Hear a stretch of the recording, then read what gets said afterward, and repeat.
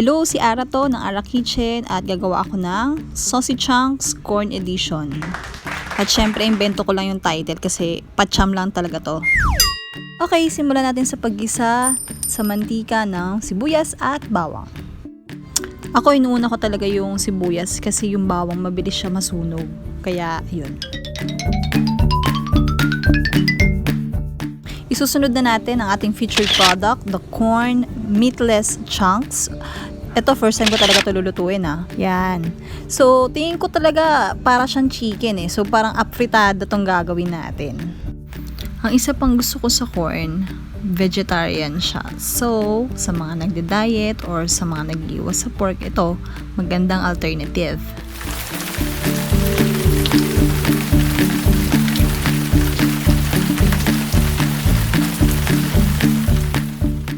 So dahil nga wala talagang definite na recipe dito, ang nangyari kung ano yung leftover vegetables ko sa rep, yun na yung ginamit ko. So first thing, meron ako ditong carrots, yan. So tips ko lang sa vegetables, unahin natin yung matigas or yung matagal maluto. Tapos yung mga leafy vegetables, sa dulo na siya. Okay? Tapos isusunod na natin yung bell pepper. Pwede kayong gumamit ng ibang gulay tulad ng sayote, sitaw, kung ano available dyan sa inyo.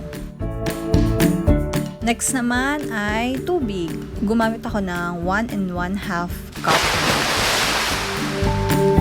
Dahil first time ko nga gamitin ang corn, so naisip ko baka medyo magtakaw siya sa tubig. Kaya dinadagdagan ko siya from time to time para hindi maubos yung aking sauce. Tapos simmer lang natin siguro 5 minutes hanggang kumulo lang para lang mag-incorporate yung lasa ng mga vegetables dun sa sabaw. Ako, naglagay lang ako ng asin tsaka paminta, pampalasa. Yung iba, pwedeng gumamit ng ginisa mix. Yung iba naman, pwedeng gumamit ng patis.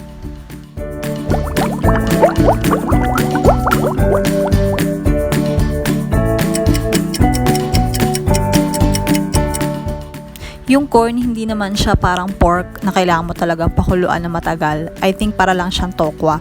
So, hindi natin siya kailangan pakuluan na matagal na parang nilaga. Okay, guys? Kanina, nagprito na ako ng patatas. Kaya, ngayon ko pa lang siya ilalagay. Pero guys kayo kung hindi pa kayo nakapagluto ng patatas, pwede nyo siya ilagay bago yung carrots kasi medyo matigas talaga to. Tapos, simmer ulit natin for like 2 minutes ulit. Ganon.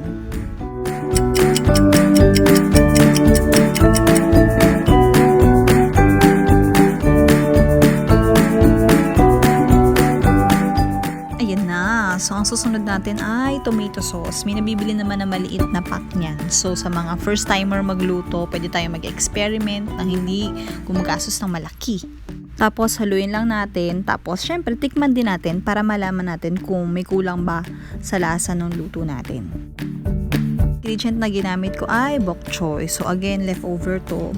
Kayo kung may naisip pa kayong ibang gulay tulad ng pechay o kaya repolyo, kung ano yung bagay sa tomato sauce, pwede naman din. Pakuluan nyo na lang in 2 to 3 minutes tapos na.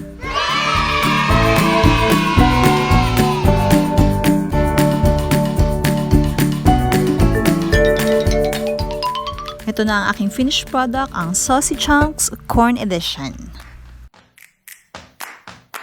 Social, binaon ko pa to sa office, Thank you po for watching. See you in our next video. Bye!